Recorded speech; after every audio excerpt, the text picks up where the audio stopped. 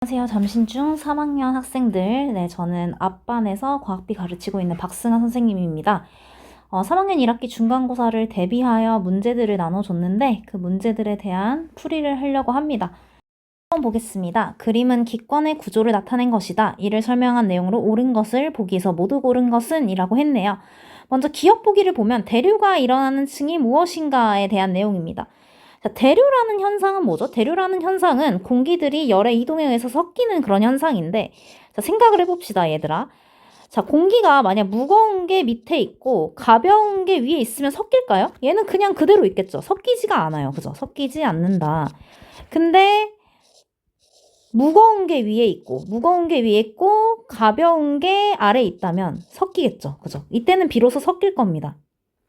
근데 가볍다는 건 뭐야? 공기의 기온이 높다는 거고, 무겁다는 건 밀도가 무겁다는 건 기온이 낮다는 거겠죠. 그렇기 때문에 지금 기온이 아래가 높고 위가 낮아야 섞이는 대류 현상이 가능해집니다. 대류가 가능해진다. 자, 그렇기 때문에 지금 B와 D에서는 대류가 오히려 일어나지 않고, 그죠? 지금 아래가 기온이 높고 위로 갈수록 점점 기온이 낮아지는 A와 C만 대류가 일어난다. 그래서 A와 C다 라고 해줘야 됩니다. 기억은 아니고, 니은 기상현상이 나타나는 층은 대류권인 A가 맞겠죠. 그죠? 그 다음에 디귿 낮과 밤의 기온차가 가장 큰 곳은 B가 아니라 D, 10권이 되겠습니다. 틀렸고, 리을, 기온이 가장 낮은 곳이 있는 층은 C이다. C가 아니라, C 맞죠? C 맞죠? 답은 니은 리을 4번이 되겠습니다. 그죠? 자, 넘어가겠습니다. 2번, 그림과 같이 장치하고 적외선 가열 장치를 켠 다음 2분 간격으로 알루미늄 컵 속의 온도를 측정하였다. 요거 이제 우리 복사평형 실험이었는데, 이제 교과서에 똑같은 실험이 있었는데 기억나나요? 자, 기억 보겠습니다. 실험에서 적외선 가열 장치는 태양, 알루미늄 컵은 지구에 해당하는 그런 비율을 한 거죠. 맞고, 니은, 알루미늄 컵 속의 온도는 처음에는 천천히 상승하다가 시간이 지나면 급격하게 상승한다. 얘 그래프 기억나는지 모르겠는데, 점차 알루미늄 컵 안에 온도가 올라가다가 일정해지는, 그래서 요 시점에서 복사평형을 이루게 되는 그런 실험이었습니다. 그죠? 따라서 그죠? 그냥 상승하다가 시간이 지나면 일정해진다가 맞겠죠. 그래서 니은 틀린 보기고, 디귿 이 실험을 통해 지구온난화 현상이 발생하는 까닭은 알 수가 없겠죠. 그죠? 지구온난화 현상이 발생하는 걸 보려면 뭐 온실기체라든지 온실 효과라든지 이런 실험이 있어야 되는데 그냥 복사평행 관련된 실험이다 보니까 그건 알 수가 없다. 따라서 답은 1번이 되겠습니다. 자, 넘어가서 3번 보겠습니다. 자, 그림은 맑은 날 기온, 습도, 이슬점 변화를 나타낸 그래프이다. 이런 그래프 보면은 각자 대응시킬 줄 알아야 되겠죠? 자, 낮에 가장 온도가 높은 건 기온이 되겠습니다. 그죠? 그 다음에 B. 낮에 가장 이제 기온의 반비례해서 습도가 가장 낮아지죠. 그죠? 자, 참고로 이제 습도를 한번 복습을 해보면 상대 습도, 우리가 사용하는 습도는 절대 습도가 아니라 상대 습도였죠. 상대 습도의 공식은 포화 수증기량 분해 현재 수증기량이 됐었죠. 그죠? 현재 수증기량이기 때문에 이 포화 수증기량이 기온의 영향을 받았잖아. 그지? 기온에 따라서 기온이 높아지면 포화 수증기량도 높아지고 낮아지면 포화 수증기량도 낮아졌기 때문에 요 분모가 계속 달라지기 때문에 상대적이다라고 해서 상대 습도라고 했었는데 그 습도는 따라서 기온이 높아지면 포화 수증기량도 높아지고 그러면서 상대 습도는 낮아지는 반대의 이제 경향성을 나타낸다라고 했었습니다. 그래서 상대 습도는 이제 기온의 반대로 나타나는 경향성이 있고, 그다음에 C 절대 변화가 없는 것은 맑은 날에 이제 현재 수증기량의 변화가 없는 이슬점이죠. 이슬점은 우리 옛날에 이제 배웠듯이 현재 수증기량과 관련이 있다고 했습니다. 그죠? 그래서 현재 수증기량에서 언제 응결이 되기 시작하느냐의 온도에 대한 개념이었는데 맑은 날에는 우리가 비가 오는 게 아니면 현재 수증기량은 크게 변하지 않기 때문에 상대적으로 이슬점이 일정하다라고 볼 수 있습니다. 자, A가 높으면 B와 C도 높게 나타난다. 아닙니다. 그죠? A가 높으면 C는 상관이 없고 B는 오히려 낮게 나타나죠. X. 자, 2번. A와 C는 대체로 반비례하여 나타난다. A와 B가 대체로 반비례하여 나타나죠. X. 그렇다고 얘들아 반비례라고 말하면 안 되는 거죠. 그죠? 반비례한다라고 하면 조금 그죠? 조금 이제 어폐가 있을 수 있기 때문에, 그죠? 대체로라는 말이 중요할 것 같습니다. 3번. A는 오후 2, 3시경에 가장 높음으로 기온의 변화이다. 맞죠? 그래서 답은 3번이 되겠고요.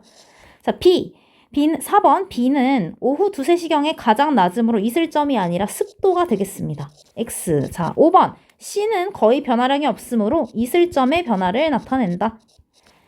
그래서 답은 3번이 되겠습니다. 넘어가서 4번 볼게요. 그림은 기온과 포화수증기량의 관계를 나타낸 그래프이다.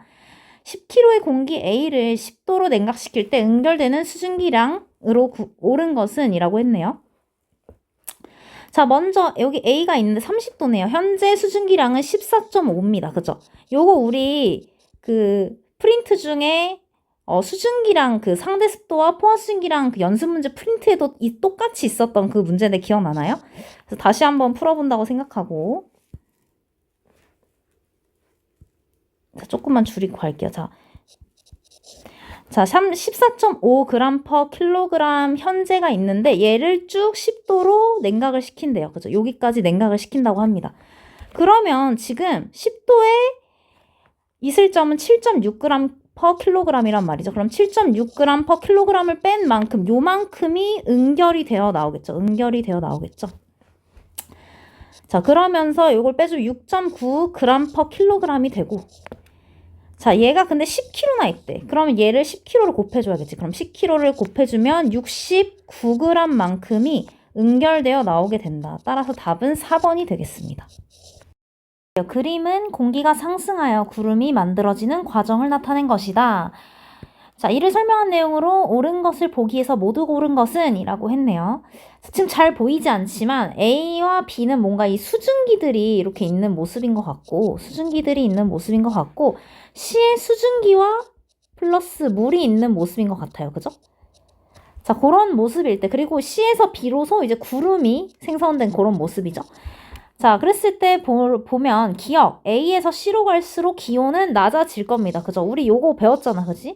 지구 복사 에너지의 감소로 인해서 고도가 높아지면 높아질수록 이제 기온이 낮아집니다. 니은, 공기 덩어리 기온이 이슬점과 같은 곳은 B는 아닐 거고, 왜냐면 계속 수증기로 있으니까 C 이후겠죠. 그래서 C다라고 해야 맞을 것 같아요.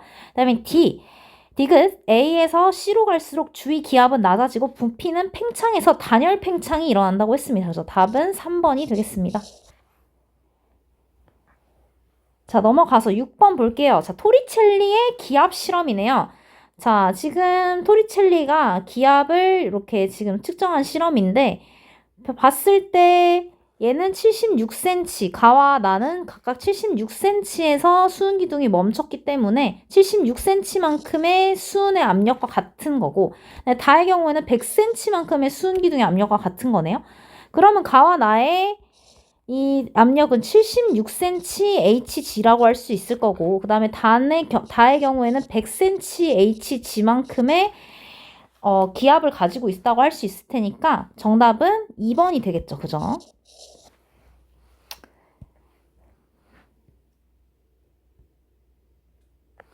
자, 넘어갈게요. 자, 7번. 그림은 어느 해안 지방에 부는 바람이다. 이를 설명한 내용으로 옳은 것은 해류풍에 관한 얘기네요. 그죠?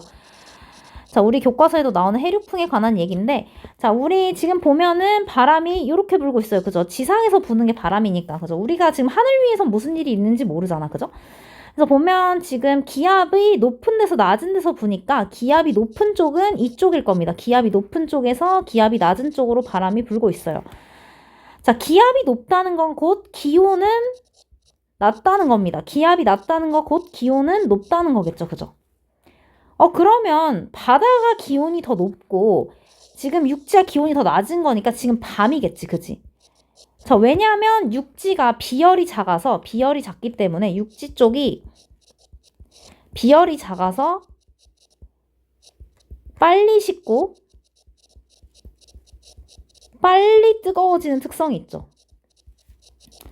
따라서 밤이 되면 빨리 식어버려서 기온이 상대적으로 낮아져 기압이 올라간다. 그래서 육지에서 해양으로 바람이 부는 육풍이 나타나는 밤의 지금 이야기입니다.